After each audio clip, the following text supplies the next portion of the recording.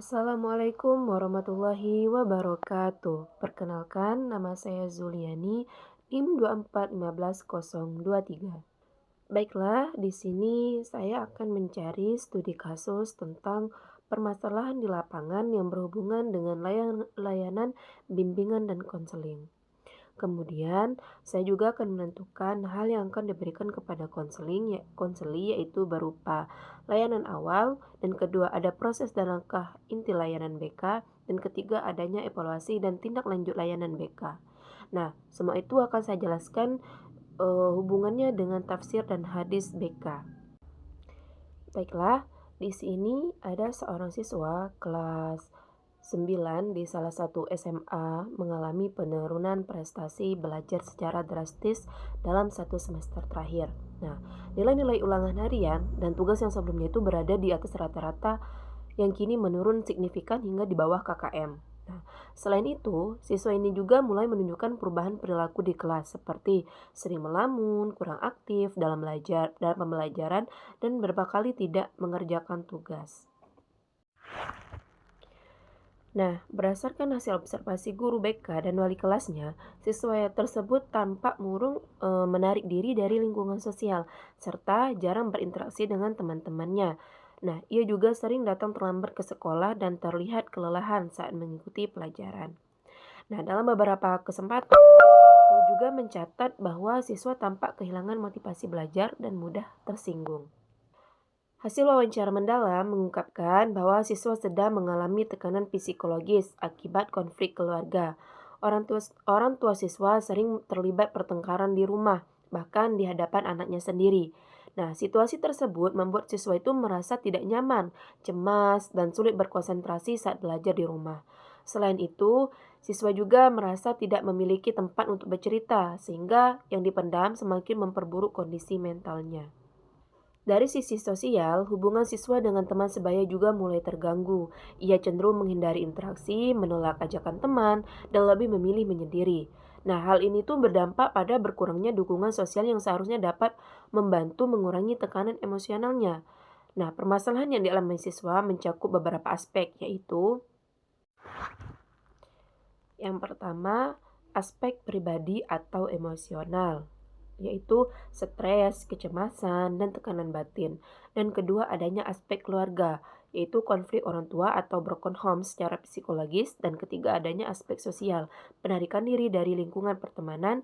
Dan yang terakhir, adanya aspek akademik, penurunan prestasi dan motivasi belajar apabila kondisi ini tidak segera ditangani melalui layanan bimbingan dan konseling yang tepat. Maka dikhawatirkan dapat berdampak lebih lanjut seperti depresi ringan, kenakalan remaja, atau bahkan putus sekolah. Hal yang akan kita berikan kepada konseling yang pertama yaitu layanan awal, identifikasi masalah. Nah, layanan awal dalam bimbingan dan konseling dilakukan melalui proses identifikasi masalah secara sistematis. Nah, guru BK terlebih dahulu melakukan observasi terhadap perilaku siswa di kelas seperti perubahan sikap, keaktifan, dan interaksi sosial. Selanjutnya dilakukan dengan wawancara awal dengan siswa untuk menggali informasi secara langsung mengenai kondisi yang dialaminya.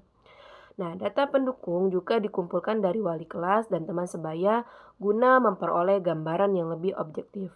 Nah, berdasarkan keseluruhan data tersebut, data diidentifikasi bahwa permasalahan utama yang dialami siswa itu adalah stres yang disebabkan oleh konflik keluarga yang berdampak pada kondisi emosional dan akademiknya. Dan yang kedua yaitu proses dan langkah inti layanan BK. Nah, proses layanan bimbingan dan konseling dimulai dengan membangun hubungan yang baik atau raport antara konselor dan konseli agar tercipta rasa nyaman dan kepercayaan. Setelah itu dilakukan eksplorasi masalah secara mendalam melalui konseling individu untuk memahami akar permasalahan yang dialami oleh siswa. Nah, konselor kemudian memberikan pemahaman atau insight kepada siswa mengenai kondisi yang dihadapinya agar ia itu mampu menyadari dan menerima situasinya.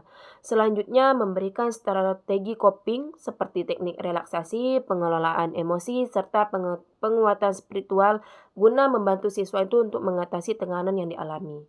Konselor juga memberikan bimbingan dan pengambilan keputusan agar siswa itu mampu mengelola masalah tanpa mengganggu proses belajarnya. Itu apabila diperlukan. Orang tua juga dilibatkan dalam proses konseling untuk membantu memperbaiki kondisi lingkungan keluarga yang menjadi sumber masalahnya tadi. Terakhir yaitu evaluasi dan tindak lanjut. Nah, evaluasi dilakukan untuk melihat sejauh mana perubahan perilaku dan kondisi emosional siswa setelah mendapatkan layanan konseling. Selain itu, dilakukan monitoring terhadap perkembangan akademik siswa untuk memastikan adanya peningkatan prestasi belajar. Nah, jika masih ditemukan kendala, maka dilakukan konseling lanjutan sebagai bentuk tindak lanjut. Nah, dalam kasus yang lebih kompleks, siswa itu dapat dirujuk kepada tenaga profesional seperti psikolog untuk penanganan yang lebih intensif. Nah, selain itu, siswa juga diarahkan untuk mengikuti kegiatan positif di sekolah sebagai bentuk penguatan agar dapat membangun lebih kembali kepercayaan diri, motivasi belajar, dan kemampuan bersosialisasi. Hubungan layanan bimbingan dan konseling dengan tafsir dan hadis.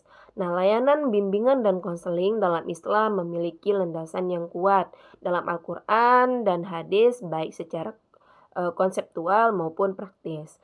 Nah, dalam proses layanan awal yang tadi identifikasi masalah, konselor melakukan observasi wawancara dan pengumpulan data yang sejalan dengan konsep tabayun dalam Islam, yaitu mencari kejelasan dan kebenaran informasi sebelum mengambil keputusan.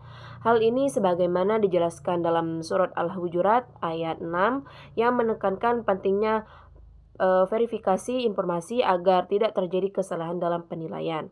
Nah, dengan demikian, tahap identifikasi tadi dalam BK itu mencerminkan nilai kehati-hatian dalam objektivitas dalam Islam.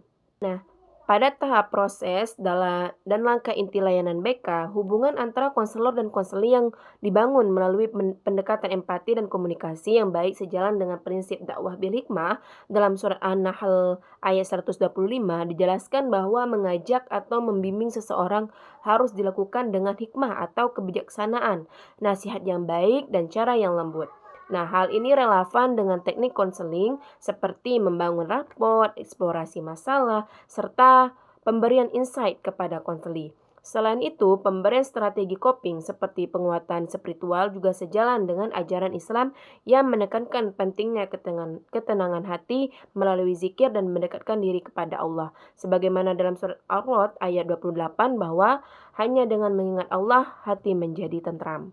Dalam perspektif hadis, layanan BK juga mencerminkan nilai kepedulian sosial dan empati. Rasulullah SAW bersabda bahwa siapa yang meringankan kesulitan seorang mukmin, maka Allah akan meringankan kesulitannya di hari kiamat. Hadis riwayat Muslim.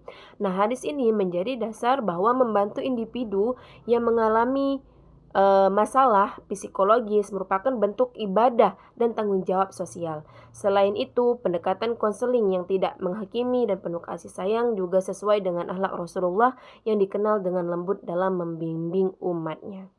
Nah, pada tahap evaluasi dan tindak lanjut, prinsip tanggung jawab atau amanah dalam Islam itu sangat ditekankan. Nah, konselor tidak hanya memberikan bantuan sesaat, tetapi juga memastikan adanya perubahan dan perbaikan berkelanjutan pada diri konseli. Hal ini sejalan dengan konsep islah atau perbaikan dalam Islam, yaitu upaya terus-menerus untuk memperbaiki kondisi diri dan lingkungan. Nah, tindak lanjut seperti monitoring, konseling lanjutan, dan rujukan kepada ahli juga menunjukkan kesungguhan dalam membantu individu itu mencapai kesejahteraan lahir dan batin. Nah, layanan bimbingan dan konseling tidak hanya bersifat ilmiah dan psikologis, tetapi juga memiliki dimensi spiritual yang kuat. Nah, setiap tahapan dalam BK itu mencerminkan nilai-nilai Islam seperti kebijaksanaan atau yang bisa disebut hikmah, kepedulian yaitu ta'awun. Nah, tanggung jawab yaitu amanah dan perbaikan diri yaitu islah. Nah, hal ini menunjukkan bahwa praktik BK sangat relevan dengan selaras dengan ajaran dalam Al-Quran dan hadis sebagai pedoman hidup umat Islam. Baiklah, hanya itu saja saya Zuliani mengucapkan terima kasih banyak. Saya akhiri, wassalamualaikum warahmatullahi wabarakatuh.